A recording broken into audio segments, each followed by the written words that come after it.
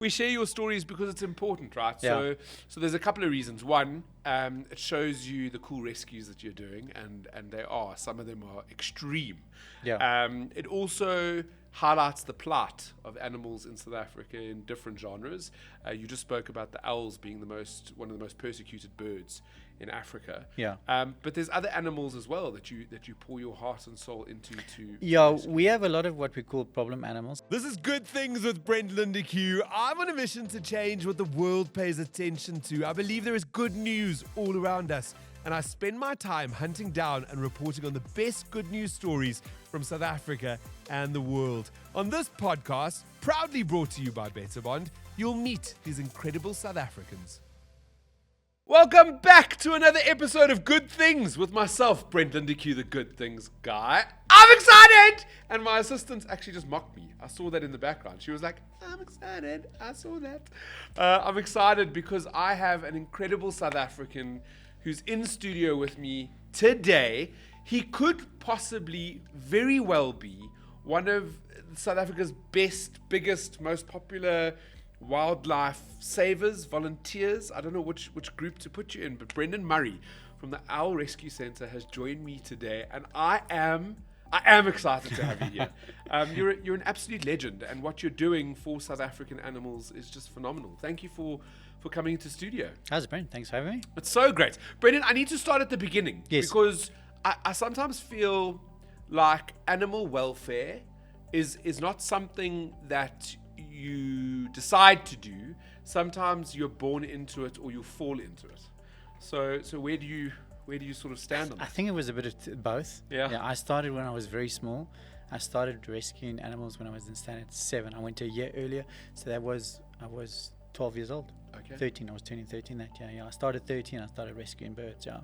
And then I stayed in a little place called Halfway House. It's not so little anymore. Yeah. But when it was still a little dorpy. Isn't that, Halfway House, is it Midrand now? Yeah, it's Midrand. But Yeah, it's changed a lot. Yeah, since I we remember. So used- there used to be restaurants and whatnot in that area. There used to be one or two. There used to be the Halfway House Hotel and what they called the Buffers, which was a train restaurant. The train restaurant. Yeah, and my yeah. father took me to that when I was very, very young. Yeah. It was traumatic for me because they served all sorts of crazy animals did, yeah. and whatever. But I remember that Halfway House being the name. Yeah, it was a nice little village as a kid to grow up in, and then everybody knew that this lighty is fetching and rehabbing birds, and then Yeah. that's where it started. Yeah. So And how then did it become? Because it is your career now. This Yes. is what you do full time. How did you? I think it was 20 years ago. Yeah. That it's almost 20 years. Yeah. Yeah. Our that we- rescue center was that formulated. we started. Yeah. Yeah. We just saw that there was a gap for rescues. There was no rescues. There was a couple of rehab centers in existence, but there was there was nobody going out and actually doing the rescues of the animals. Specifically, sorry, for owls or for birds? Because it's called Owl Rescue Center. Right? Yeah, we just thought, well, what name are we going to go for? And we thought, let's just stick with one animal. And owls being the most persecuted animal in Africa, we thought, well, let's concentrate on that one. And then over the years, it's just turned into all wildlife. So now we just rescue everything that needs to be rescued, John. So I'm sure a lot of our viewers and our listeners will know that already because we see you on social media. Yeah, you guys share all our cool stuff. We do. we share your stories because it's important, right? Yeah. So there's a couple of reasons. One, it shows you the cool rescues that you're doing, and some of them are extreme. Yeah. It also highlights the plight of animals in South Africa in different genres. You just spoke about the owls being one of the most persecuted birds in Africa. Yeah. But there's other animals as well that you pour your heart and soul into. Yeah, we have a lot of what we call problem animals. There's not a problem for us, but there's a problem for other people. So, it's the jackals, the baboons, the monkeys, the dassies, porcupines, those kind of animals that become a bit problematic if they because of the issues that they cause. Yeah. Not for us. We just go out there and we rescue and then relocate them to a safe spot. Yeah. That was what I wanted to ask next. Yeah. Is what do you do with them once you've got them? Do you have land where you sort of keep them and rehabilitate them until Yeah, you can move them somewhere? So for every species, we've got a pre-approved release site for them, yeah. So for instance, if we catch a caracal, because farmers don't want caracals, there are nature reserves that do want caracal because they don't have any. That goes the same for serval. A lot of the farmers catch serval. They put out these predator traps, and then they'd rather contact us and say, listen, we've caught a serval, we don't want him. And you actually do want serval on your property because they take care of all your vermin. Yeah. But a lot of guys say, we just don't want to take the chance. And then, there's a lot of guys that do want serval. There's a lot of farmers that farm with crops, and they've got vermin. So they've got they've got rats and mice and that, and Serval are brilliant at hunting rats and mice, so they'll go. We'll release them there. So there's always a spot that somebody. There's a plan, and I'm there's sure always a after plan. almost 2 decades, that network is now set up, and you can sort Yeah, of. no, we're never short of release sites, and I get that call every day. Listen, we've got a farm over here. If you ever have something, please come and release. So we just put it on a database, Yep. and we're ever in the area, and we just got to do a quick, fast release, and we'll bring in this to you. Brendan, what is one of the craziest rescues that you've ever had to do? Because I mean, as you sat down, Yeah. you were like, "Is there any dirt on me?" Because I was just in a climbing. This has been an extremely busy January. I was just trying to tell her we're already on our 200th rescue for January for the year, which is crazy busy. Yeah. So no, it's I don't. Well, get a we chance don't to, mind. I was I'm hoping there's going to be a clean. feather. Or I try to something stay clean as well I could for the day. Yeah. But like, Yeah. what was one of the craziest that you've had to do? Sure, Brent. The one we did a couple of weeks ago, which was that baboon in the Northern Cape, when somebody phoned and said they saw a baboon tied to a tree. Yeah. And we got the call, I think it was 6 days later after they saw the baboon. They said, probably not alive anymore, it's probably dead. And I thought, but nobody's gone to check that. No, it's just in the middle of Northern Cape on a farm there. Somebody just tied a baboon to a tree and just left it. I thought, so that night, I was actually in bed and was like, must be about 2 o'clock in the morning. I'm just sitting. My wife says, "You can't sleep." I go, "I can't sleep." She says, "Just get in your car and go." So I was like, "Okay, we're going to go look for this baboon." And yeah, we found the little guy. Yeah, I know. so, We Yes, we reported on it, but I Yes, watched yes, the yes, videos, yes, yeah. and it was very intense. Yeah. I don't know if I'm allowed to. You were on a property. Can I say that? Yeah, You no, sort of- I do it all the time. Okay, so you went into the property. No, we do. I don't. I mean, No, I I'm not didn't shy wanna to get go you and into say trouble. no, no. So you went into the property. Yeah. You went searching for this baboon. You had no idea if it was alive or dead, or if it even was there. It could have just been a sighting. Yeah. And when you found it, it was absolutely heartbreaking. Yeah, they tied it to a tree, and there was no food or water. And it was little. It was little. There was a bowl there that maybe originally had water in, but it had rained a couple of days before, so he obviously got a bit of rainwater, but he hadn't eaten anything for 7 days. Yeah, and he was only 3 months old. Yeah, just little guy. he was a He's little a guy. tiny tot. Yeah. And then you gave. I mean, you first put him in a cage, I think, just so you could move him. Yeah, he was. Normally, I would sit with them for a few minutes and gain their trust, and then they would come and they would cling to you. But it wasn't somebody else's property, so. What's that saying? Get out of Dodge, eh? Get out of Dodge. Get out of Dodge. So, yeah, so I just loaded him and then took him home, and then. And then at home, And then, we saw yeah, that and we bonding didn't get video. it on video, unfortunately. Danelle was half asleep. But when I opened the carrier that he was in, he was sitting at the back. And he was looking. And then he looked at me for about maybe 4 or 5 seconds. And then he just sprinted out there and he just jumped on me. That's how quick it was. You were his helper. No, that's how baby baboons are. They realize this is my chance. If I love this guy, this is my best chance of survival. And they all do it. They're all baby baboons. reals? Yeah, no, they will do it. Yeah. And then I also saw. So you fed him, and you sort of. Is he released now? Or is No. he He goes into a troop now. So he went up to Prime Crew, to a Prime and Rehab Center. And then they rear them. They'll put them with adults. Slowly they'll introduce them to adults. So they'll build up a troop, 30, 40, 50 individuals. And then they will find a suitable release site to release that troop. Yeah. And then they'll monitor the troop for a few months to make sure they're doing it fine. But they do find that, yeah. They're just, it is difficult to find release sites for troops of baboons. I can imagine. So, yeah. I can imagine. Yeah. Did anything happen to the people that tied that baboon to the tree, or is that? Whoa, don't go anywhere. This is just a 10-second ad. This episode was proudly brought to you by Better Bond, turning good things into home things. Because owning a home should feel like good news. And Better Bond is good news. Plus, they're just a really lacquer brand to partner with. That's it. Ad over. Back to the poddy. No, we don't. That's one thing that we don't do. We don't follow up on the persecution of well, no, persecution is not the right word. What's the prosecution? Sorry, not persecution. But maybe it's similar. Prosecution. We stay clear of that. So we just go out and rescue animals, and there are organisations that will prosecute in that. We leave it for them, but we don't get involved in that at all. I just don't have the time to sit in court. But No, there I are could- organisations that do that.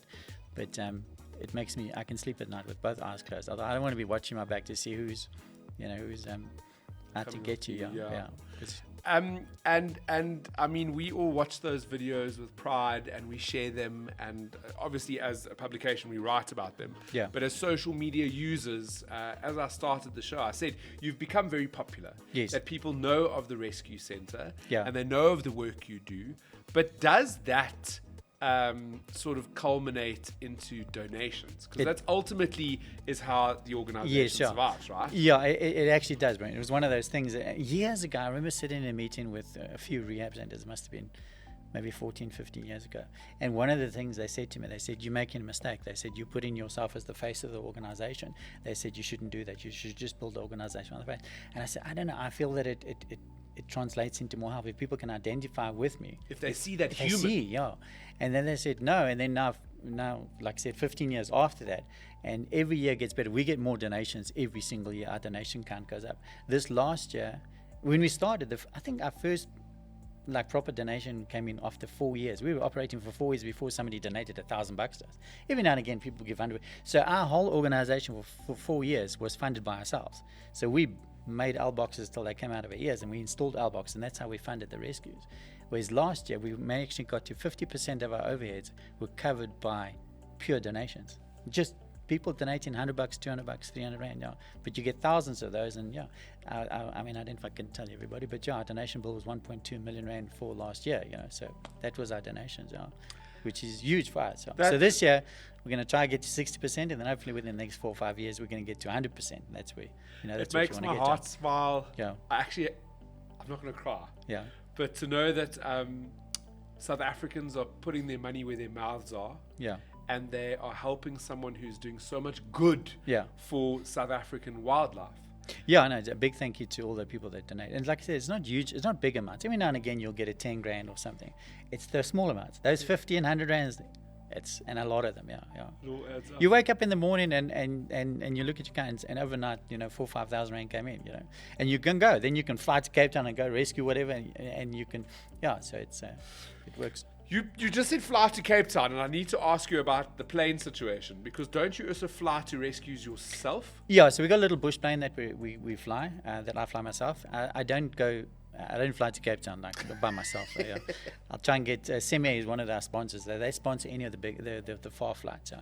So if it's sort of like not more than 800 k's, then I'll fly myself and go fetch and thing. So we use the tracking dog. So Flash comes with me. So a lot of those rescues are for tracking purposes. Yes. So we'll fly out and go track an injured animal, and then get him help.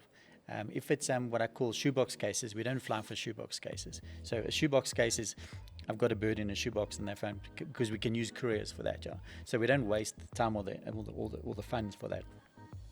But if it needs to be rescued, or if an owl's stuck in a tower, or if there's something trapped somewhere that nobody else can get to, then we'll fly out for those kind of rescues. Yeah.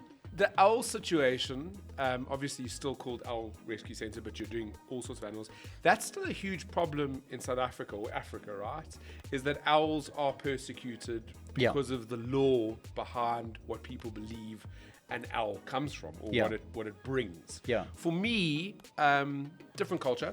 I was brought up, if you see an owl, it's incredibly lucky. They're going to get rid of the rats in your garden. It's going to be whatever. Yeah. But some people might not see it that way, and so a lot of owls are murdered. Yeah, there's cultural beliefs, which is passed down from generation to generation. But in the last 20 years, you can see how that's dropping now, Whereas before, people would just kill the owls. Whereas now they would say, listen, I'm not happy about the owls being here. I don't want to kill them.